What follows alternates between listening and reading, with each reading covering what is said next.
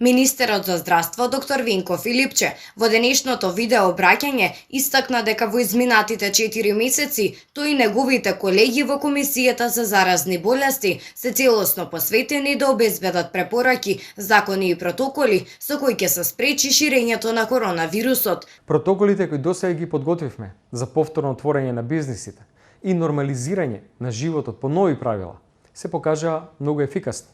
Се докажа дека со почитување на овие протоколи за лична заштита од коронавирусот, целосно е безбедно да се пазари во маркет, да се оди на работа или да се користи јавниот превоз.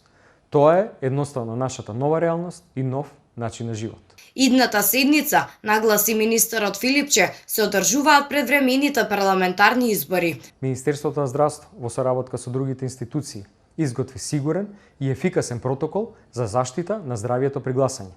Сакам од моje лично име и од името на комисијата да ве уверам дека на денот на изборите ќе биде сосема безбедно да се гласа и со тоа да го остварите вашето граѓанско право.